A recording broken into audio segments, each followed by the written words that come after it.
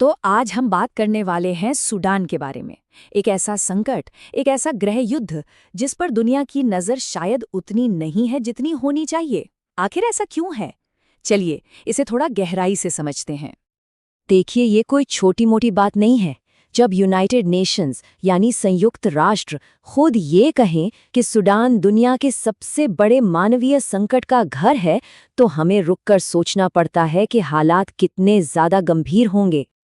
और ये गंभीरता कितनी है, इसका एक दिल दहला देने वाला सबूत येल यूनिवर्सिटी के रिसर्चर्स ने सैटेलाइट से देखा। उन्होंने पाया कि सूडान का अल-फैशर शहर अंतरिक्ष से लाल दिख रहा था, और इसकी वजह थी जमीन पर हुआ बेहिसाब खून खराबा। सोचिए कितना भयानक मंजर होगा। तो सवाल उठता है कि ये सब शुरू कैसे हुआ? आखिर इस तबाही की जड़ क्या है? और इसका जवाब छिपा है दो जनरलों के युद्ध में। ये एक सत्ता का संघर्ष है जिसने पूरे देश को आग में झोंक दिया है। तो ये दो मुख्य खिलाड़ी हैं कौन?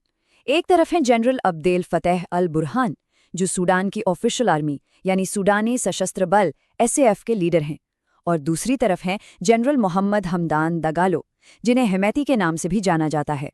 ये लीडर हैं रैपिड सपोर्ट फोर्सेस आरएसएफ के, जो एक बहुत ही ताकतवर पैरामिलिट्री ग्रुप है। कभी ये दोनों साथी थे, लेकिन आज एक दूसरे के खून के प्यासे हैं। चलिए देखते हैं कि ये दोस्ती दुश्मनी में कैसे बदली। देखिए, 2019 में बुरहान और दगालो ने मिलकर तानाशाह उमर अल-बशीर को सत्ता से हटाया। फिर 2021 में बुरहान ने पूरी सत्ता अपने हाथ में ले ली और दगालो को अपना डिप्टी बना लिया।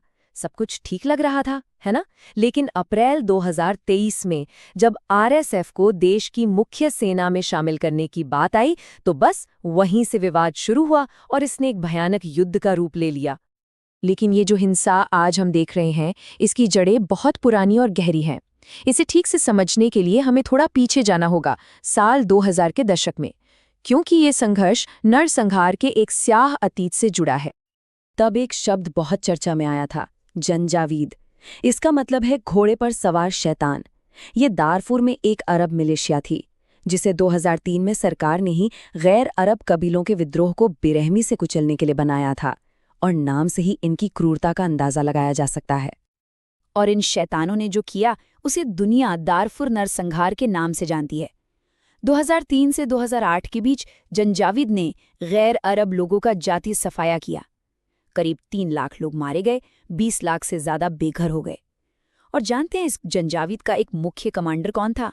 एक नौजवान जिसका नाम था दगालो। जी हाँ, वही दगालो जो आज आरएसएफ का लीडर है। और यहाँ एक बहुत ज़रूरी बात सामने आती है। 2013 में सरकार ने इसी जंजावीद मिलिशिया को एक नया नाम दिया, एक नई पहचान दी और इसे कानूनी बना दिया। और ये नया नाम था रैपिड सपोर्ट फोर्सेस यानी आरएसएफ। मतलब जिस ग्रुप ने नरसंहार किया, उसे ही सरकार ने अपनी एक फोर्स बना लिया। अब इतना लंबा युद्ध लड़ने के लिए पैसा कहाँ से आता है, हथियार कहाँ से आते हैं? तो इसका जवाब है सोना और सत्ता। इस लड़ाई को हवा देने में सूडान के अपने ही संसाधन और कुछ बाहरी ताकतें शामिल हैं। ये जानकर शायद हैरानी हो कि सूडान अफ्रीका का तीसरा सबसे बड़ा सोना उत्पादक देश है। हर साल लगभग 60,000 किलो सोना। तुलना के लिए देखें तो भारत में ये आंकड़ा करीब 2000 किलो है। तो अंदाजा लगाया जा सकता है कि ये कितनी बड़ी दौलत है। लेकिन ये दौलत देश के लोगों के काम नहीं आ रही। एक अनुमान के मुताबिक सूडान के सोने का 90%, जी हाँ 90% हिस्सा अवैध तरीके से देश के बाहर स्मगल कर दिया जाता है, और इसी पैसे से ये हथियारबंद ग्रुप फल फूल रहे हैं और लड़ाई को जारी रखे हुए हैं। और मामला सिर्फ अंदरूनी नहीं है, इस आग में घी डालने का काम कुछ बाहरी देश भी कर रहे हैं।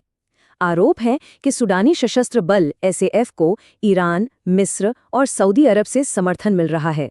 वहीं रैपिड सपोर्ट फोर्सेस आरएसएफ के पीछे संयुक्त अरब अमीरात यूएई और रूस के वैगनर ग्रुप का हाथ बताया जाता है।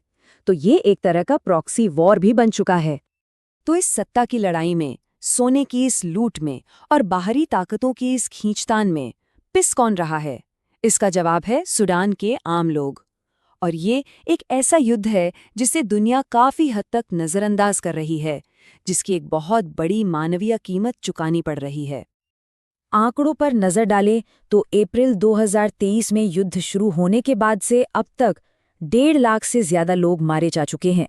और ये सिर्फ एक अनुमान है, असल संख्या शायद इससे कहीं ज्यादा हो। और मरने वालों से कई ज्यादा संख्या उन लोगों की है जिन्हें अपना घर बार छोड़ना पड़ा है। 1 करोड़ से ज्यादा लोग। जी, 1 करोड़। ये आज दुनिया में सबसे बड़े विस्थापन संकटों में से एक है। लड़ाई तो एक तरफ है, लेकिन अब भूख और बीमारियां लोगों की जान ले रही हैं। सूडान की कुल आबादी का 60% हिस्सा यानी करीब 3 करोड़ लोग आज सिर्फ और सिर्फ मानवीय सहायता के सहारे जिंदा हैं। उन्हें मदद की सख्त जरूरत है। इतने भयावह आंकड़े, इतनी बड़ी तबाही, इसके बावजूद इस संकट पर दुनिया का ध्यान नहीं है। ना मीडिया में ज्यादा चर्चा होती है, ना ही राजनीतिक गलियारों में। इसीलिए इस लड़ाई को एक नाम मिला है द फॉरगॉटन वॉर, यानी भूला हुआ युद्ध। और यहीं पर वो बड़ा सवाल खड़ा होता है जिसे शायद हम सब खुद से पूछने से बचते हैं कि आखिर इतनी बड़ी मानवीय तबाही दुनिया का ध्यान खींचने में नाकाम क्यों रही है। ऐसा क्यों होता है कि कुछ संकटों पर तो दुनिया भर में बात होती है, लेकिन सूडान जैसे संकट को भुला दिया जाता है। और सबसे ज्यादा चिंता की बात यह है कि दारफूर में जातीय सफाया एक बार फिर हो रहा है। इतिहास खुद को दोहरा रहा है।